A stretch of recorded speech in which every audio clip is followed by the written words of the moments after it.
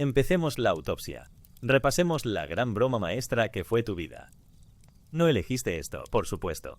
La verdadera condenación nunca es una elección. Es una circunstancia. Para ti, esa circunstancia fue nacer en Londres, en el año 1938. Fuiste escupido en el umbral gris de un mundo a punto de desgarrarse a sí mismo, de nuevo.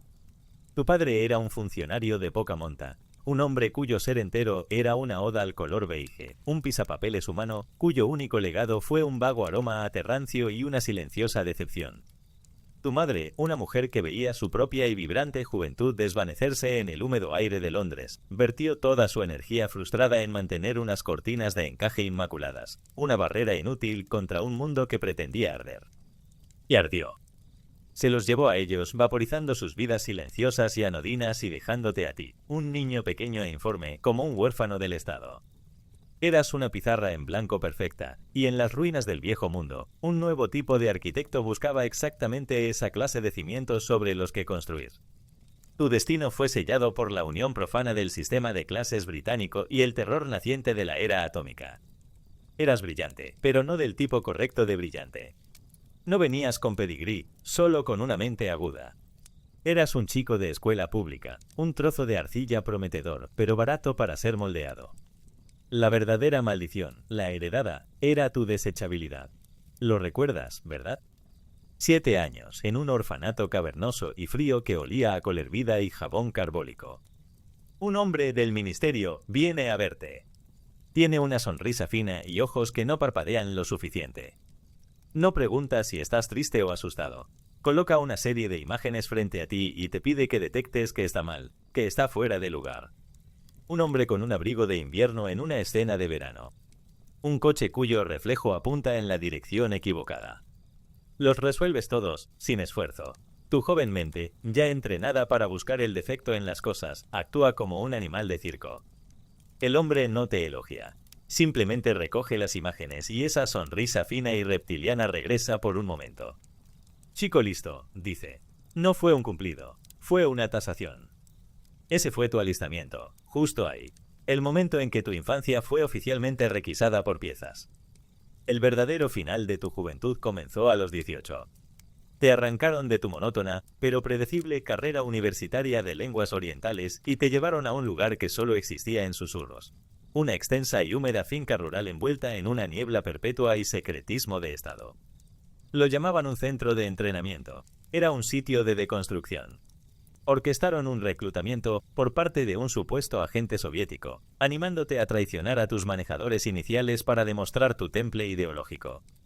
Lo hiciste, sintiendo un sombrío orgullo, solo para descubrir que el agente soviético era tu nuevo instructor principal, un hombre con nudillos llenos de cicatrices y ojos muertos. La lección. La lealtad es una actuación, y el único pecado real es ser pillado actuando. Te encerraban en habitaciones a oscuras durante días, forzándote a construir intrincadas historias falsas en tu mente, un palacio de la memoria de una vida que nunca viviste. Luego enviaban interrogadores, hombres que olían a jerez barato y agresión, para derribarlo todo, para pillarte en una única y diminuta inconsistencia. Una vez, en un momento de creatividad desesperada, le diste a tu yo infantil ficticio un perro llamado Pip, el mismo nombre de un chucho que habías amado de niño. Tu instructor, que estaba escuchando, entró en la habitación y te dio un revés tan fuerte que te zumbaron los oídos durante una semana. Un espía no tiene historia, siseo, con aliento fétido. Un espía es una historia. Olvida al perro. Y lo hiciste. Aprendiste sistemáticamente a cortar toda conexión auténtica, a ver el calor humano como un defecto táctico. Te mostraron películas granuladas de agentes reales, hombres de verdad capturados y torturados porque se compadecieron de un mendigo o confiaron en una amante. La empatía, te taladraron, era un fallo en el sistema, una vulnerabilidad que debía ser parcheada con cálculo puro y frío. Ahora, a por el mito, la mentira dorada que ayudarías a perpetuar. El mundo te imagina como una silueta en un traje a medida, defendiendo la civilización desde las sombras con una ocurrencia ingeniosa y un artilugio aún más ingenioso, un caballero guerrero en un mundo de brutos. Una noble vocación. La verdad, por supuesto, era mucho menos glamurosa y mucho más asquerosa. La realidad era un infierno biológico. La realidad era la constante película de sudor pegajoso y temeroso que nunca abandonaba del todo tu piel, un sudor que se mezclaba con el humo de tabaco barato impregnado permanentemente en la tela de tu único traje serviciable. Viviste en una sucesión de pisos francos por toda Europa, cada uno con la misma sinfonía de olores. Moho, tubérculos hervidos y la desesperación silenciosa de los hombres que se habían alojado allí antes que tú. Las cucarachas eran tus compañeras de piso más constantes. Tu dieta era un recorrido gastronómico por la miseria.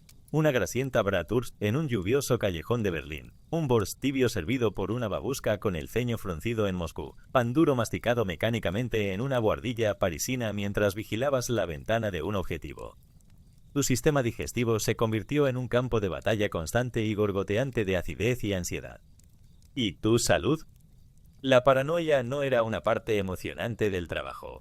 Era una condición médica crónica. Era una fiebre baja que nunca cedía.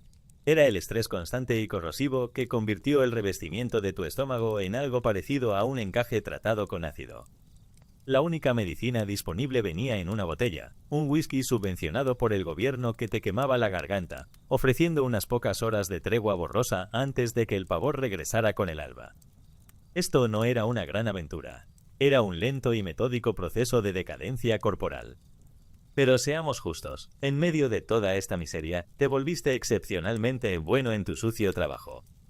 Tu obra maestra, el momento que te convirtió en una leyenda susurrada en los sótanos sin ventanas de Whitehall, tuvo lugar en Viena, 1962. El mundo contenía la respiración, tambaleándose en el borde termonuclear de la crisis de los misiles de Cuba. Tu objetivo no era un general fanfarrón. Era un hombre llamado Grigori, un criptógrafo en la embajada soviética. Un hombre pequeño y triste con el pelo ralo, una adicción al juego y una esposa que lo miraba con un desprecio armamentístico. Pero Grigori tenía las llaves del reino, las libretas de un solo uso para las comunicaciones de alto nivel de la KGB en toda Europa occidental. Tu enfoque fue una clase magistral de vivisección psicológica. No usaste amenazas ni chantaje. Eso era para aficionados. Usaste la lástima. Te convertiste en su amigo. Eras Nigel, un agregado comercial británico irremediablemente aburrido con una debilidad compartida por la mesa de juego y una esposa arpía propia. Os reuníais en bares de tercera, llenos de humo. Le comprabas bebidas.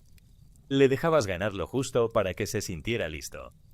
Te quejabas de tu trabajo, de tu vida, de tu absoluta mediocridad, construyendo un puente patético y frágil de fracaso compartido. El clímax no fue un tiroteo en un tren. Fue una conversación tranquila en una mesa pegajosa, con el aire espeso de licores baratos y desesperación. Pusiste tus cartas sobre la mesa, revelando quién eras realmente. No le ofreciste riquezas ni gloria. Le ofreciste un escape de sus deudas, de su esposa, de toda su miserable existencia. Observaste la guerra en sus ojos, el terror luchando contra el parpadeo de una esperanza desesperada. Entonces, con una mano que temblaba tan violentamente que casi derramó su bebida, deslizó un diminuto rollo de película sin revelar sobre la mesa. Esa fue tu victoria, un alma comprada silenciosamente. Las consecuencias inmediatas fueron clínicamente eficientes. Los códigos funcionaron. Toda una red soviética en Francia fue desmantelada silenciosamente. Tu manejador, en una rara muestra de emoción, ofreció un seco bien hecho a través de una línea segura. Eras un héroe, un fantasma que había ayudado a salvar el mundo. Tu recompensa fue un nuevo pasaporte, un nuevo nombre y un billete de ida a otra ciudad solitaria para comenzar el ciclo de nuevo. Grigori consiguió su escape, viviendo sus días en un adosado de protección de testigos en Surrey, saltando para siempre al oír el sonido del cartero. Tu vida se convirtió en un monumento a la monotonía. Eras un fantasma de profesión. Te despertabas en un piso frío y lo primero que hacías era vigilar la calle en busca de vigilancia, un ritual tan arraigado como lavarte los dientes. Tu trabajo de tapadera, quizás como oficinista en algún lúgubre instituto cultural, era una actuación de profundo aburrimiento, una forma de justificar tu existencia. Las horas se arrastraban. El almuerzo siempre era solo, en una mesa de esquina, tus ojos escudriñando, siempre escudriñando. La tarde era para el verdadero trabajo, encorvado sobre un escritorio, transcribiendo inteligencia en papel de arroz con una caligrafía tan diminuta que era casi ilegible, con la cabeza doliéndote por el esfuerzo. Las noches eran las peores, pasadas esperando en cafés designados o en bancos de parque a contactos que la mayoría de las veces no aparecían. Tu vida era un tapiz tejido de aburrimiento y pavor. En las funciones diplomáticas eras un mueble más. Eras el hombre que todas las miradas pasaban por alto, el agregado callado y vagamente torpe que no tenía nada interesante que decir. Los verdaderos jugadores, los diplomáticos de verdad con sus carreras brillantes y risas fáciles, instintivamente mantenían la distancia. Podían oler el vacío en ti, la quietud vigilante de un depredador. No eras uno de ellos, eras una herramienta, y nadie conversa con un bisturí. Una regulación específica en tu expediente prohibía cualquier relación personal sin autorización explícita de tus manejadores. Tu propia humanidad fue considerada una amenaza para la seguridad, un fallo que necesitaba ser gestionado. Finalmente, después de años de esto, te trajeron de vuelta a esa maldita finca rural. No para una medalla, sino para un nuevo rol. Ibas a convertirte en instructor. Ahora eras tú el que estaba frente a una nueva hornada de jóvenes brillantes e intrascendentes. Miraste sus rostros nerviosos y ansiosos y te oíste articular las mismas doctrinas destructoras de almas que te habían inculcado a golpes. Eras tú quien tenía que explicar que su conciencia era un lastre.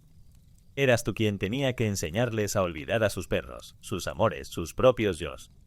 Te habías convertido en el hombre de los nudillos con cicatrices, forjando el siguiente y miserable eslabón de la cadena. Y entonces un día, la cadena se rompe. Siempre lo hace. Tu punto de quiebre llegó en una misión aparentemente rutinaria en Roma. Estabas manejando un nuevo activo, una joven e idealista ardiente llamada Elena. Trabajaba para un periódico comunista y creía que eras un compañero de viaje, un camarada de Londres que la ayudaba a luchar por un socialismo más puro, libre de la mancha del Kremlin. Se suponía que debías verla como un objetivo, una colección de creencias útiles para ser explotadas. Pero en contra de todo protocolo, en contra de cada fibra de tu condicionamiento, empezaste a sentir afecto por ella. Su pasión sincera e ingenua era un eco tenue de un sentimiento que vagamente recordabas haber tenido tú mismo. La caída fue rápida. Un mensaje escueto de tu manejador te informó que la célula disidente particular de Elena estaba a punto de ser purgada por una facción más despiadada y respaldada por la KGB. Tus órdenes eran brutalmente simples: no hacer nada. Cortar el contacto. Dejar que fueran barridos del tablero. Había cumplido su propósito, pero tú dudaste. En un momento de lo que luego te torturarías identificando, ¿fue lástima? ¿Arrogancia? ¿Un destello de decencia humana? Caminaste hasta una cabina telefónica pública e hiciste una llamada no autorizada. Susurraste 2 palabras a su contestador automático. Sal de ahí. Eso fue todo. Una advertencia. Un único, estúpido y humano acto. Fue también su sentencia de muerte. No sabías que la KGB ya estaba escuchando, no su línea, sino la tuya. Habían sospechado una filtración.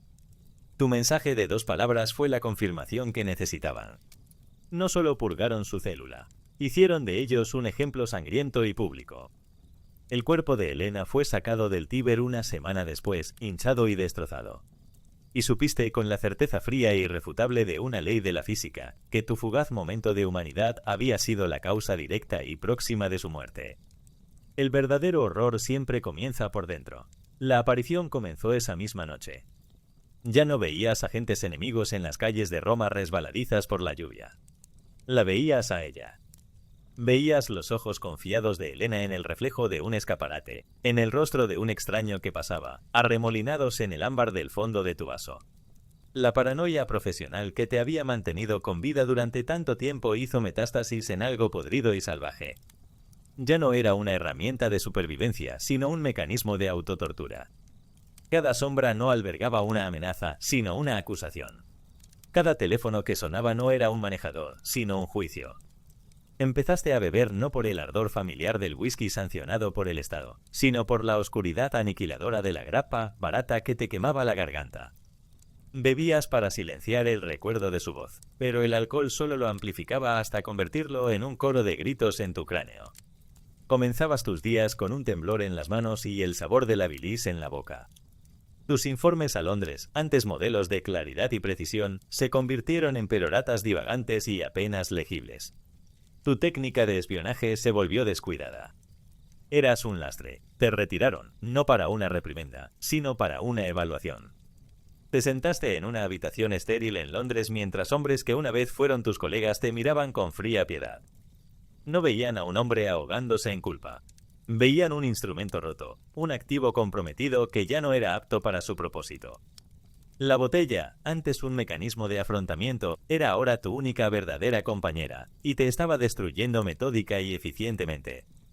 No hubo tiroteo en la frontera, ni noble sacrificio en nombre de la corona. Tu final fue un ejercicio de anticlímax. Después de la evaluación, te mandaron a pastar. Te dieron una pensión mísera y un piso pequeño y desolador en Pimlico con una ventana que ofrecía una vista impresionante de una pared de ladrillos. Tu nombre fue borrado de todos los archivos activos. Oficialmente eras una no persona, un fantasma retirado a un estante polvoriento. El gran juego de altas apuestas de las naciones había terminado para ti. Tus últimos días fueron una sinfonía silenciosa de toses, el tintineo de un vaso y el sonido ahogado de la televisión de tu vecino filtrándose a través de las delgadas paredes. ¿Y la causa de tu muerte? No fue un veneno hábilmente disfrazado o una cuchilla silenciosa en la noche. Fue patético. Resbalaste en un charco de ginebra derramada en el suelo mugriento de tu propia cocina.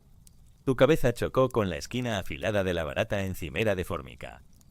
Y allí moriste, solo, desangrándote sobre el linóleo agrietado.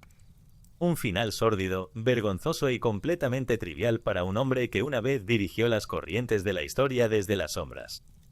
Yaciste allí durante 3 días. 3 días antes de que el olor incitara al casero a usar su llave maestra.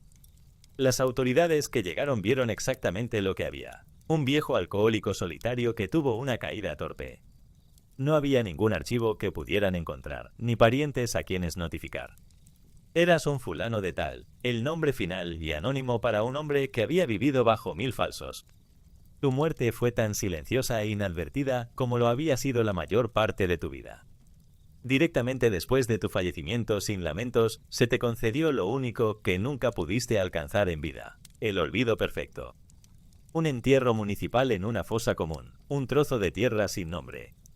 Tu puñado de posesiones fueron arrojadas sin ceremonias a un contenedor. En un archivo fuertemente censurado en un archivo seguro, se añadió una sola línea a un informe, anotando tu desmantelamiento. Te habías ido, por fin, completa y absolutamente. Ahora, salta hacia adelante. Salta 60 años hacia el mundo brillante, ruidoso y saturado del futuro. Se estrena una película taquillera. Un thriller histórico vagamente inspirado en el incidente de Viena del 62. Y ahí estás, en la pantalla, interpretado por un actor guapo con una mandíbula robusta y ojos azules atormentados. Tu manipulación sucia y desesperada del pobre Grigori es reimaginada como una deslumbrante batalla de ingenios entre 2 titanes intelectuales. Tu soledad aplastante y devoradora de almas se presenta como una frialdad enigmática y masculina. Tu alcoholismo es una señal de profundidad atormentada. La película es una sensación. Gana premios por su guión. Los adolescentes compran pósteres de la cara del actor, tu cara, para colgarlos en las paredes de sus dormitorios. Y esa, justo ahí, es la vuelta de tuerca final y exquisita. Tu vida entera fue una mentira construida por otros, una sombría ficción que te viste forzado a habitar hasta que te consumió. Pero al final, esa mentira fue simplemente reemplazada por una más grande, mejor y más rentable. Una historia que vende entradas y captura la imaginación popular. Verás, nunca fuiste una persona. Solo eras materia prima. Y la lección, el epílogo final y aleccionador, es esta. La historia que escriben, la historia que recuerdan, nunca es la vida que se vivió. Es solo la historia que mejor se contó. Una historia que, afortunadamente para todos, no tenía casi nada que ver contigo.